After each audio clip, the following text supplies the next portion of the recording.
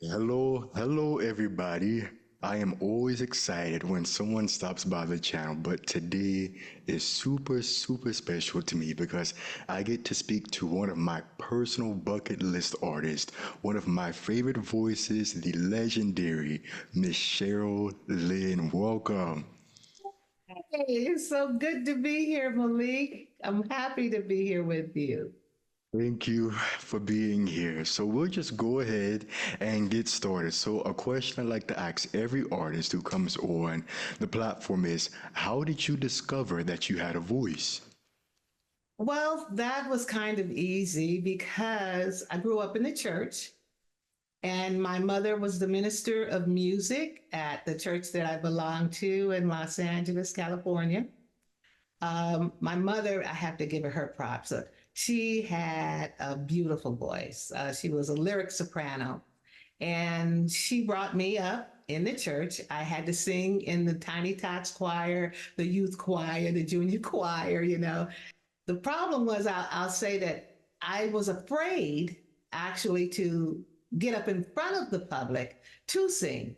And my mom was my little catalyst that pushed me. She kept pushing me, baby, you have to get up there and sing the song. And I would cry. I would go, I don't want to get up there, mommy. I don't.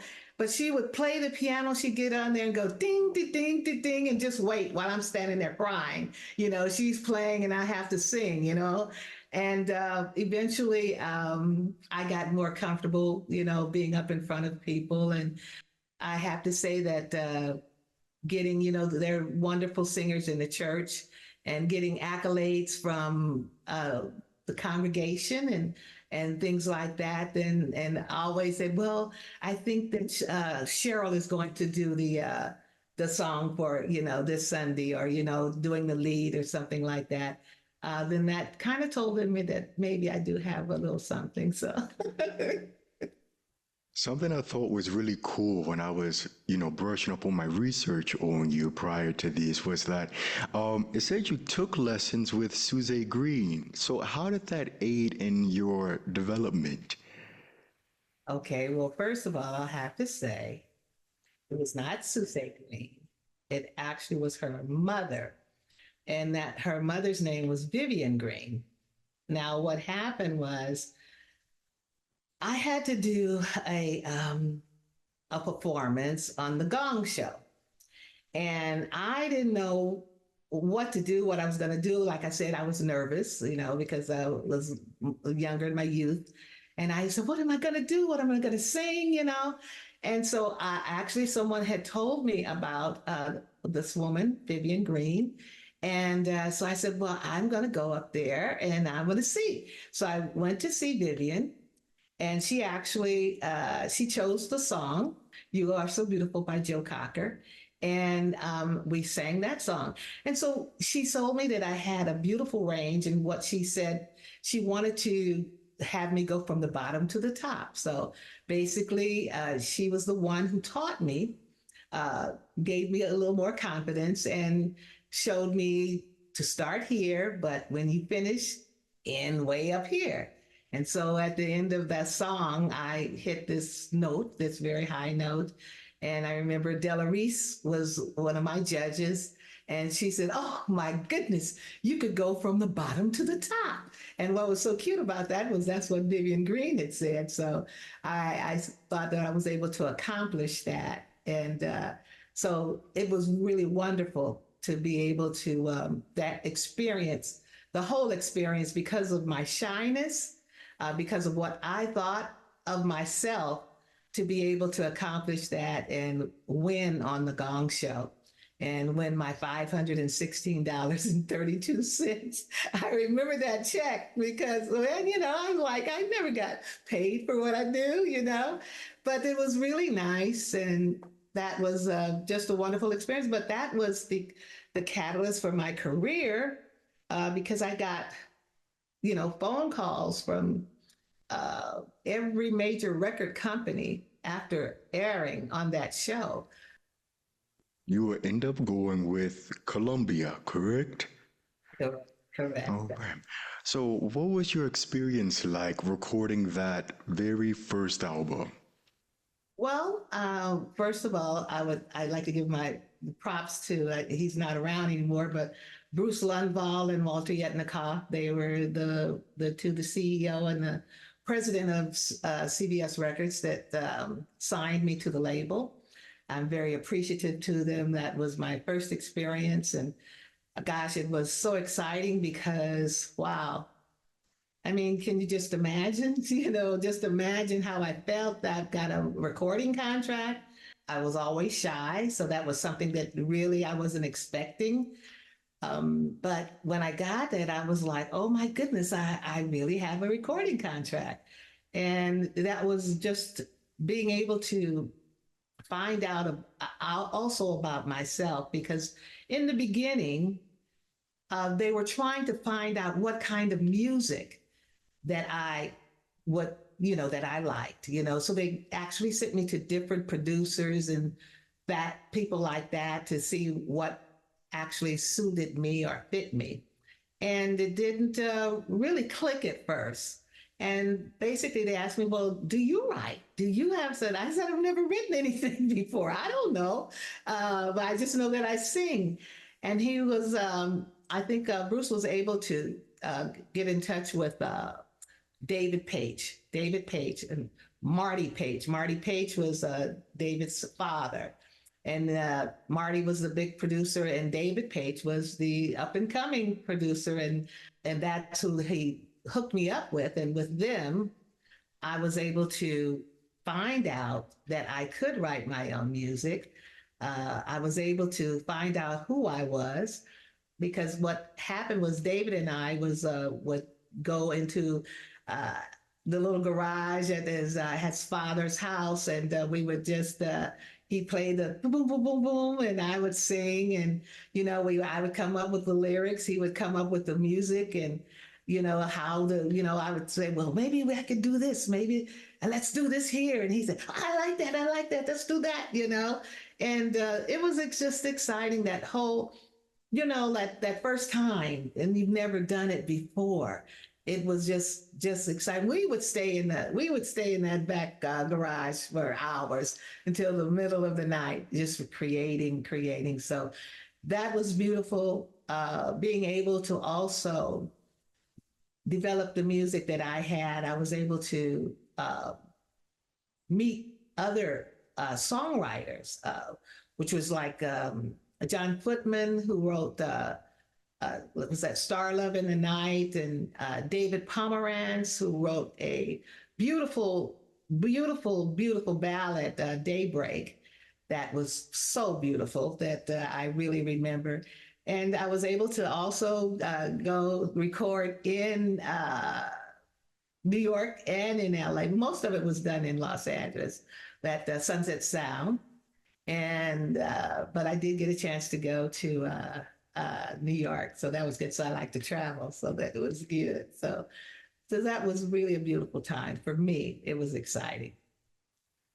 Something that strikes me like on the very first listen to that debut album, I remember when I first heard it, I was like, wow, all of this music is just very high. And I had just never heard anyone sing like that before. It was just so, I just remember I was mind blown. Well, like I said, I told you that my mother was a lyric soprano. I Hmm. get notes from the high atmosphere, the moon, and basically being in the church. That was just something that was a part of you. If you could do it, you would do it. And what was really exciting about the recording that first album was the band, of course, was just tremendous. I mean, I had wonderful musicians from David Pace from Toto, Ray Parker Jr. You know who that is. I'm telling you, it was just beautiful.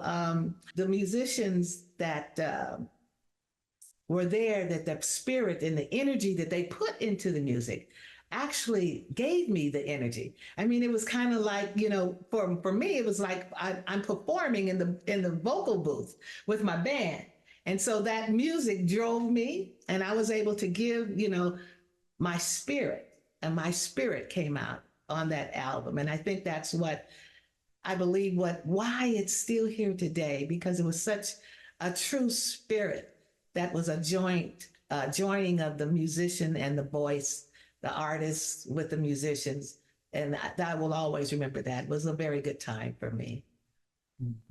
And one of the hits on the album, and one of my favorite songs on the album, You Saved My Day, was written by Charles May, son of gospel legend Brother Joe May.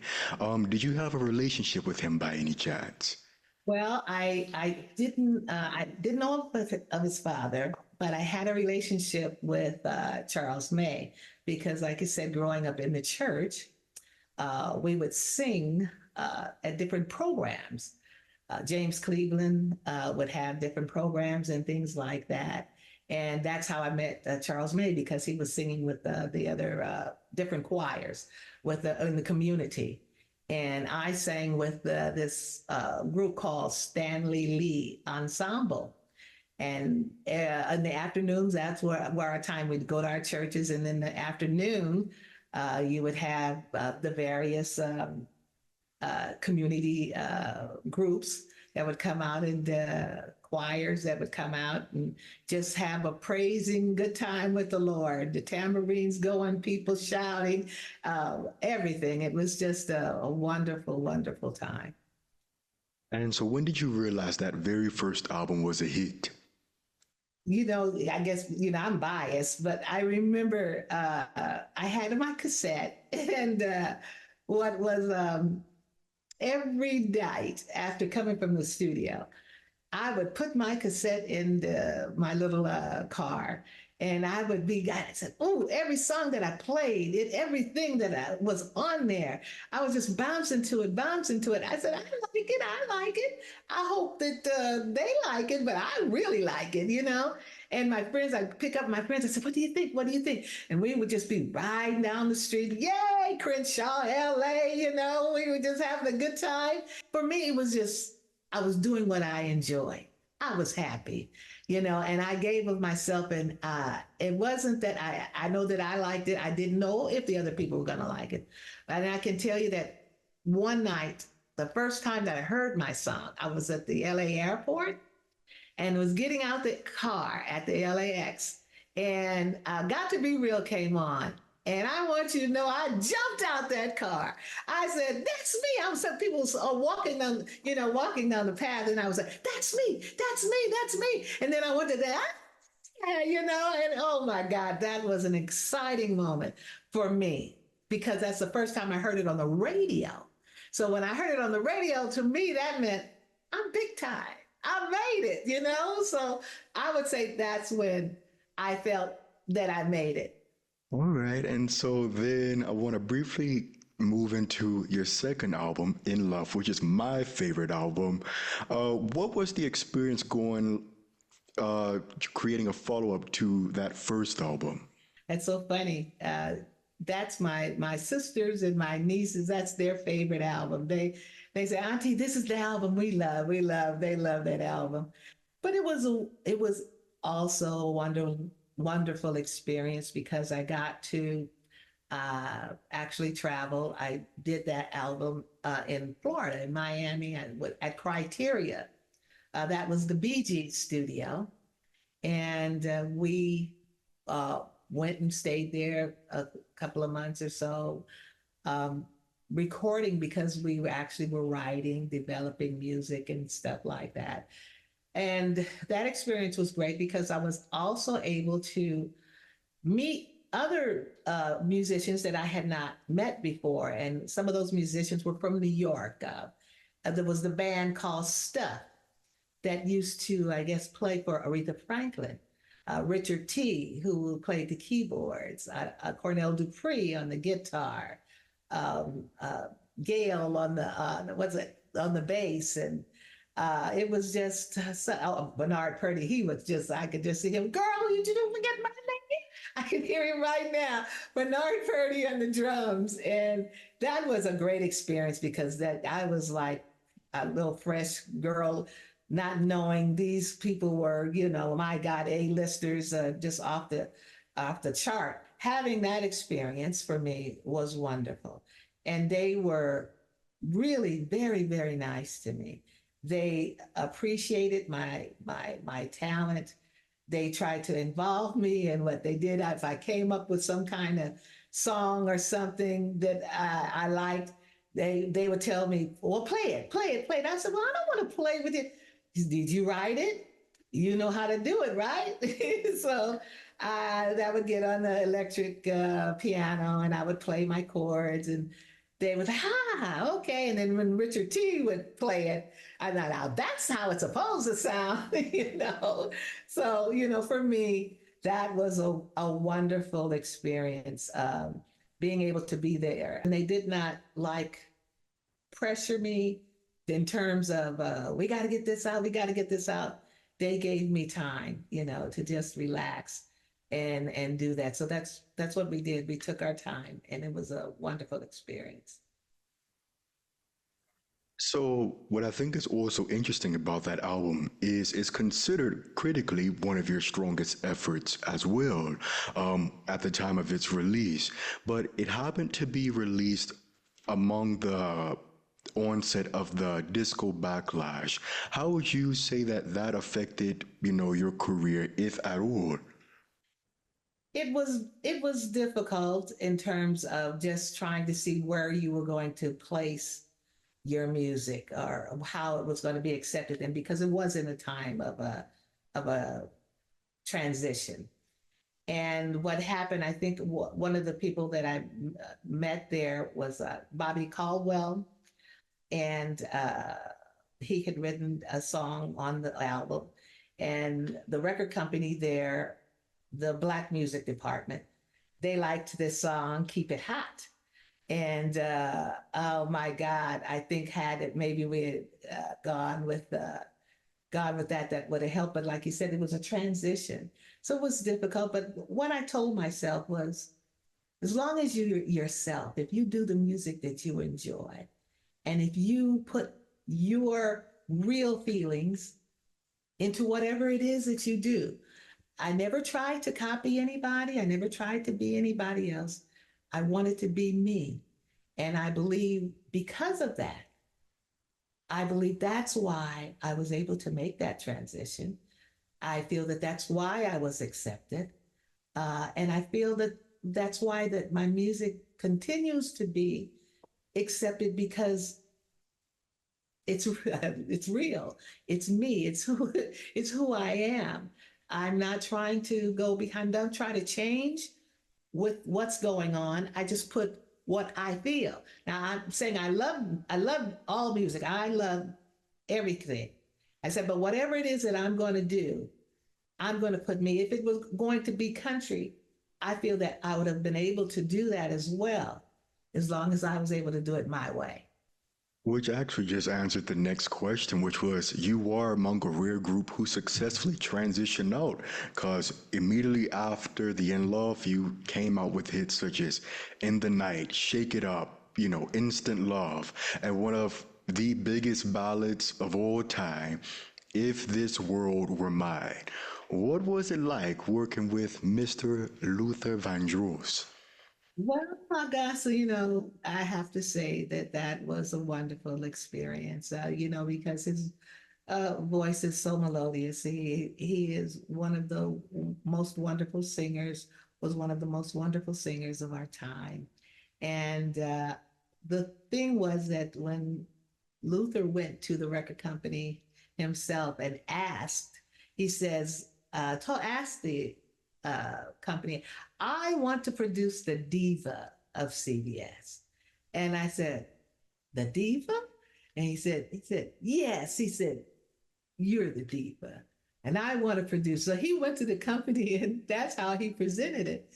And I was like, oh my God. I said, it was nice to be told the diva, but he went to the company and the company set up a meeting for us. And I remember I was in New York. He picked me up. We were going out on a little date, and he had his little Rolls Royce, and well, I guess that's not little. I guess Rolls Royce is big, but so he had his Rolls Royce, and we went riding, and he was playing all these songs for me, and all of them were so good. But I do remember he was playing the songs for. He said, said, "Do you like this?" I said, "I like this." Then he played something else. He said, he played this one song. He said, "Well, let you hear this." And it was "Jump, Jump, Jump to It." And I said, "Oh, wait a minute. I like that one right there." He said, "No, no, no, no, no. Can't give you that one. Can't give you that one. I played that for Riri and said, I got to give that to her." I said, "Oh, God, you shouldn't have played it for me. You shouldn't have played it for me." So we always got a real kick out of that, you know. And I even with Aretha, I told her that further down the line when I met her, and we laughed about that. But I enjoyed the Instant Love, Sleepwalking. Those were the two songs that he had done for me. But it was just a wonderful thing to be able to be in the or sing with him, to create something that I told you that comes from the spirit, comes from your soul. And, you know, listening to him, like we did that song, just looking, you know, just being able to sing and make it feel good. And that's what was so beautiful about it, was sharing and doing the things that we did. I remember one time, just a little another thing that happened with the Luther on Valentine's Day. We were recording, and I was coming to the studio, and he was always there before me. I always got there a little late, but he was okay that day because he had somebody bring about 1,000 kisses. It was like, "I have to say 1,000 kisses from you."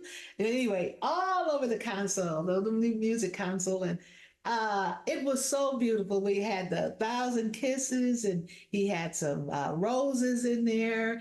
And I was, "Oh, Luther," I said, "that is just so nice." That was just a beautiful time. He was a really sweet guy in terms of trying when he liked to do things, but he liked to do it big. So I thought that was really nice. That was an experience I won't forget.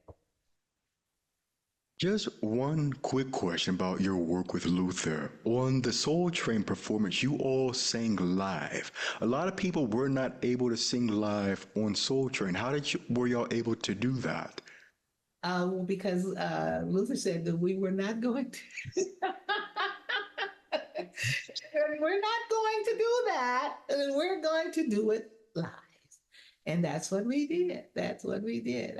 He said, "Do you?" I said, "Do you?" I "I have no problem." He said, "Well, I know that. That's why I said we were going to do it live." So, no, that was a wonderful experience. And then the being there on Soul Train was just wonderful, just to see the response from all your family, your friends, and everybody. They were just so happy for us to be there. That was a warm feeling. I do remember that. Every time we would come out and do something, even when we were on the road, when we would come out, the people would just love us being together. It was really nice. All right, thank you. And as we wind down, um, I'm doing my research for this interview again. I found that you mentioned when you were promoting Preppie that you had an interest in producing your own work prior to that album.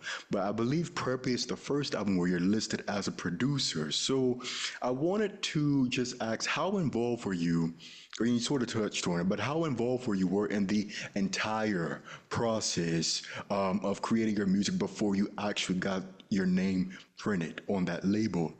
Before prepping, well, I'm very opinionated in terms of what it is that I want for my music. I I think if you would ask any of the musicians that I ever worked with, they always will say that she knows what she wants. I would hear a bass line. I'm very good at hearing bass lines that I like. I can tell you how I feel. I can tell you the guitar is kind of, this is what the rhythm I would like to have, tempo wise, or too slow. Whatever it was that I felt I gave to, you know what I'm saying? And what I was able to do, I learned a lot from wonderful producers like David Page, and Toto, Ray Parker Jr., Luther Vandross, And so I should say Barry Blue, that was the guy, producer on my second album. But point being, from that, I knew what I had. I knew what I gave in all of those prior albums. And I was a part of that. Did not in name, but I knew what I wanted. And so in production, eventually I said, well, let me see if I can put my name there. Let's see what I could do. And I had some pretty good guys that some of my band members that had gone on the road with me. Michael McGlory, I remember him. Brian Bedvar, I remember him. These are just, may not know them, but they were just my band members. That when we were close and we were able to go into the studio and we cut our music. We cut what we felt. And I produced it. And believe that was a time when Cheryl Lynn Productions became Cheryl Lynn Productions. And again, Preppie is the parent album for one of the most popular, dance and R&B songs, Encore. Which brings me to my next question. After an overall successful tenure at Columbia, what prompted the transition to Manhattan Records and eventually Virgin? Oh, well, the transition came from, I told you, I think at the beginning of our interview, I was signed by Bruce Lundvall, and he was the president of CBS Records. Well, he was moving, then going to Manhattan Records, and he wanted to take me with him. And because I'm kind of a loyal person, maybe they did not want me to go, but I wanted to go with him because he made me feel comfortable. He was who I would always talk to, or when I needed something, whatever, or I wanted to know anything about the music, or if I had a question, he would answer it for me. So I left and I went to go with Manhattan Records, and so that was my transition. That was my reason why that I went there. New Dress is again one of my favorite songs. And so then you move to Version, and cut another hit. Whatever it takes. That's another fan favorite. And Every Time I Say Goodbye. So how did your experience on those labels differ from your time at Columbia? As you go on your journey, I think you continue. You're always trying to, I guess, maybe always try to follow up and say, well, what am I going to do? What's going the next hit? What is the next hit going to be? Like I said, I always try to, whatever it was, just be true to me. I guess the difference is being able to meet other people, which was very good. Or working with Loose Ends. I was able to do something with them on one of the records. I just think the experience of experimenting, the experience of experimenting with music and being able to connect with different people can bring different things out of you, different chemistries with different musicians and engineers or whoever you're working with. That chemistry between who you are involved with can bring out certain things. You put this together, you'll get this. You mixing it with something else, you get that. And so what I was glad about my career, that whatever or whomever, I should say, that whatever would mix with, we came up with good stuff. That's what I enjoy. And it didn't matter. We just wanted to do the best, do what was from our hearts, and make it real. And that's what I enjoyed about I think with Bernadette, like you said, New Dress, that was something a little different. But hey, that came across because this was a song that she wrote. However, I was able to put me on top of it, and it became Cheryl Lynn Fresh. What you just said is a great segue into the final question. You know, you know how your music has blown up over over the past couple of years. The Encore challenge, Got to Be Real, every year during Pride Month, whether you know it or not, it ranks as one of the top Pride anthems. So, and just you're a staple all around the world. How does it feel for your music to still touch people as strongly as it did the very first day that it came out? I feel blessed. I'm thankful. I've been in the business over 40 years now, and I'm still going strong. I'm thankful for that. That's a gift. Like I said, being who I am, doing what I feel is me, that what's real. I think because of that, that's why Got to Be Real is still prominent on the radio today, that you can hear it. It's just something that was special. I always say it's a good gift from God that He gave it to me, and I'm thankful for it. I will say that the Encore Challenge, being able, working with Jimmy Jam and Terry Lewis, that was a wonderful experience. But it was a lot of fun doing it. Point being, it was real. It was what came from that chemistry that just happened, and still to be able to make people dance, even the youth that are out today, they are dancing to Encore. They're putting on, um, Got to Be Real, or they're playing the if the ballad If This World Were Mine. I what can I say? You don't know that's going to happen. I mean, you just don't know. I'm just thankful for it. I have my little nieces. They call me up, Auntie, I'm at the club. They've got the little phone. I'm at the club, Auntie. Look what they're playing. And they're doing all that, and they're just moving to Encore and everybody. But when I look at them, not just seeing my nieces, I see everybody having a good time. So what I say is just thank you, Jesus. Thank you for the blessings of this day. And thank you for giving me the opportunity to let my light shine in the best way that I know how. And I'm thankful for that. I am thankful to spend this time with you. Thank you again so much, Miss Lynn. Yes, thank you. Thank you. So any final words? Thank you. This was very nice. Like I said, I thanked you earlier, and just for doing what you've done for me in terms of the internet. I'm thankful for it. And just my final word, or not, we'll say final words, or I will just say that music is my way of life. It will always be a part of me.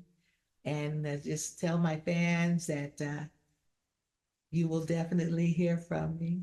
Always, music is a part of me. It's just what I love doing. And thank you for enjoying. Bye bye.